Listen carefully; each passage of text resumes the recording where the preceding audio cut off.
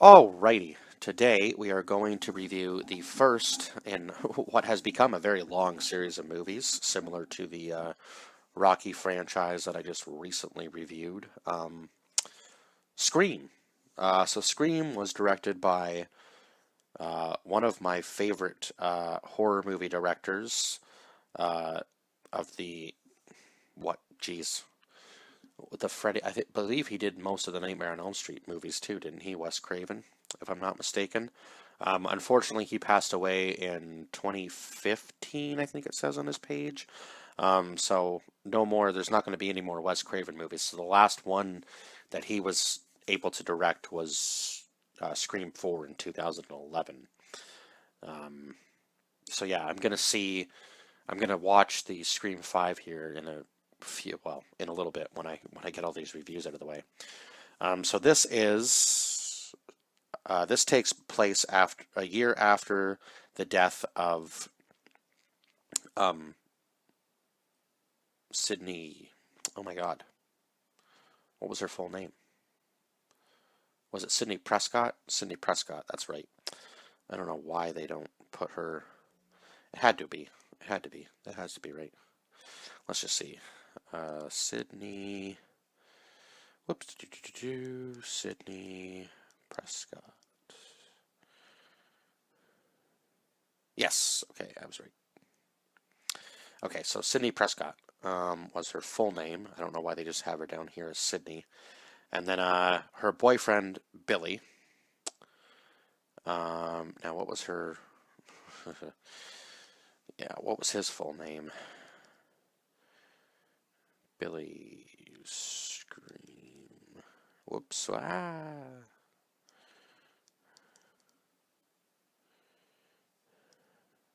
It's got to be Billy Loomis. Okay.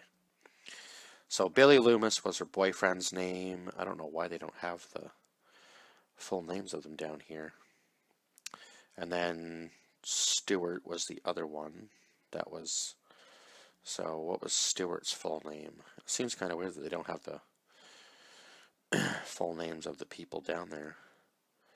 Stewart Scream. Not that it's really Stu Maker, something. Anyway, let's just see here. Go back to IMDb. Okay, so this is about. Now, I think the first movie was just yeah, they kind of base it off of. Definitely base it off of like the horror movie genre. The people who are doing the killings in these movies and becoming this new killer. Um, and obviously, the person um, or the over the years, the Scream killer has earned the name Ghostface, or yeah, has dubbed the name Ghostface, I guess you could say. Um, Over the years, I don't think they really had a name for the killer in the original film because none of the movies had even been made. So it's kind of funny. The As the movies go along, the killer bases the killings off of a movie called Stab, which was actually from Gale Weathers' book that she had written about I believe, yeah, about the Woodboro murders of Sydney's mom. Now, Sydney has, or thinks she has, put the right person behind bars, who was played by um, Cotton Weary, was the one who she believes had killed her mother. Um, and I guess the two of them were together, um, but yeah, she thinks that her mother was killed by him. Turns out, actually, as the movie goes along, now they do a very good job that wasn't the case, right? And Gail kind of says to her at one point, like, "Do you really, do you really think that it was him?" And I think Sydney kind of has her, Sydney kind of has her doubts, but she still is trying to put the past in the past, right? And um, It is kind of funny that one of the guys, Randy, even mentions when him and Stu are in the video store that Billy looks like a killer, like the typical type killer. Now, obviously, I guess if Billy's a suspect, kind of everybody's a suspect to be the killer, right?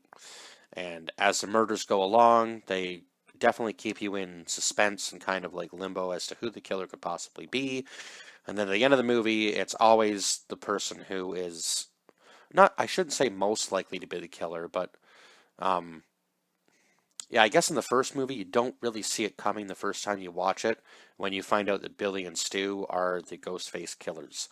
And it always seems that in the movies, they always have a partner. So in the first movie, it was Billy and Stu, and they come up with this plan that uh, Sydney kills her father, and I guess Billy didn't really have a motive. I guess that's what he was trying to say, at least. And then he kind of explains to Sydney that I guess um, uh, her mom, so Sydney's mom was sleeping with um, Billy's dad, and that's why his mom left. I think that was the story anyway. Yeah. So Billy was actually the one um, that killed Sydney's mom. And the whole entire time he's trying to push to have sex with her because I guess according to Randy, the rules are what were the three rules of slasher films? Oh God, I know one was you had to be a virgin. Um, oh yeah, never have sex because that's an obvious death, which kind of seems to be a theme in horror movies, especially in the older ones. Every time somebody was having sex, the killer was always right there to take out the both of them. Um, being a virgin was one of them, I guess, was a way to get around from being killed. And what else? There was one other. There was three really big rules, and that's gonna bug me if I don't look it up. Three rules. Let's just see. Three rules. Scream. Scram.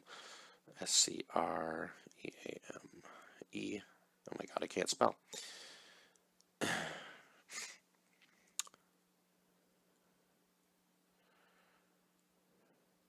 Okay, no, that was.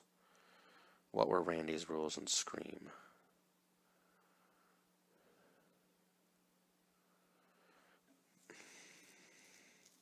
That was not.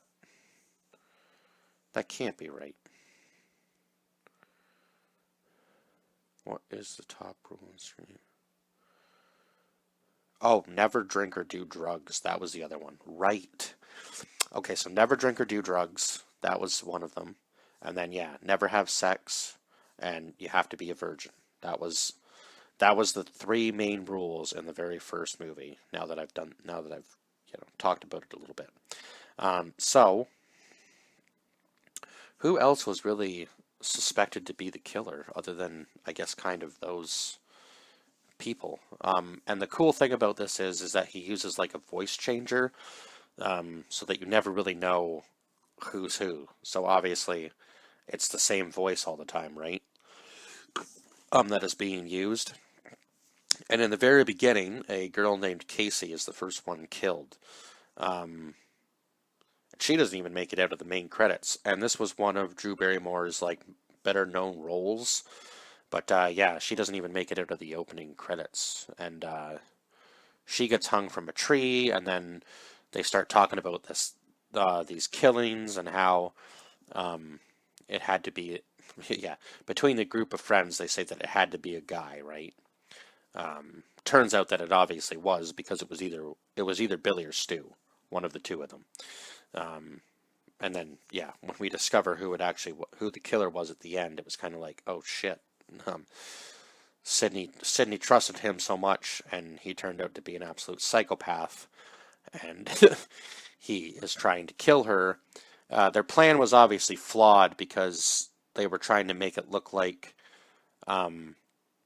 Sydney had killed her father, and she had kind of, I guess, done a lot of damage to them because it seems that's a typical theme in these movies is that the partners kind of, hurt one another to make it look like there was some sort of struggle, and Sydney is always the one doing the harm to them, which kind of like the victim is supposed to be the one doing the harm to the actual killers, right?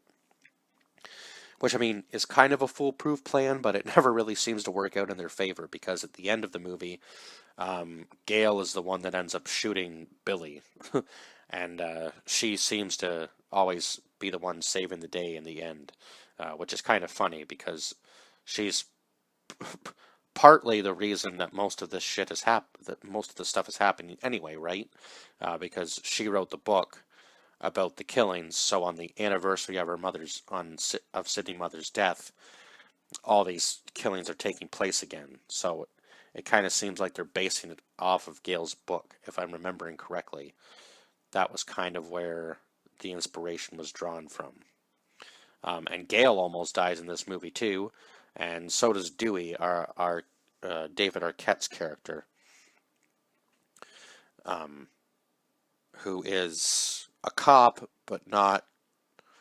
I think he's, yeah, just like a kind of everyday run-of-the-mill cop in this movie. And he obviously is trying to, he obviously has this connection with Sydney for some reason. He's always trying to protect her, or feels like he has to protect her. And he does have a thing for Gail right from the very beginning of the first movie, basically, when they first meet up. Because I guess he reads a lot of her stuff, so he's obviously a pretty big fan, and he's got a bit of a crush on her. And I don't know, do they end up kissing in the first movie? I can't remember if they do or not. At least the tension is kind of there between them anyway. I know they do end up getting together as the movies progress, right? And he even asks her to. Yeah, but we'll get into that later. Anyhow, yeah, I don't think I can really say much else about this film other than, yeah, obviously it's like iconic because it was the start of like a new franchise for Wes Craven because he had done all of the Nightmare on Elm Street movies at this point, and this was going into the 90s where it kind of seemed to, at least for the horror genre, kind of taper off a little bit. And then all of a sudden, it gets really popular again, and that's when he decides to kind of jump on the bandwagon and make Scream. And it ended up being a huge success because look at how many films we've gotten out of it so far. We're already up to what, 6 now? Because, yeah, the one from 2022 and the one coming out this year, that'll make 6 films. So pretty crazy to think that it's a character that's lasted this long. And it's still doing that well, right? But I guess everybody's kind of on their nostalgia kick over the last couple of years, so it makes sense that these are coming now, right? It's kind of cool. Kind of cool that yeah, all this is taking place now. And at the end, it kind of seems almost like Sydney is a little bit of a psychopath herself in some sense, because she ends up actually killing Stu, or at least we think she's killed Stu, by dropping a TV on his head and like electrocuting him to death. But I guess we'll see. I guess we'll see maybe if this is the Scream 6 this year is supposed to be the final film. We'll see who the killer was throughout the other movies, I guess. Or at least in this one, we'll see who the killer is. Because the killers are always changing, right? Anyway, that's it for this review. 10 out of 10 for this movie, just because it was such an iconic start to a franchise, and obviously the nostalgia. It's just the best film out of all of them, and they even kind of joke around about that as the movies progress. So I will see you guys in the next review. Bye-bye for now.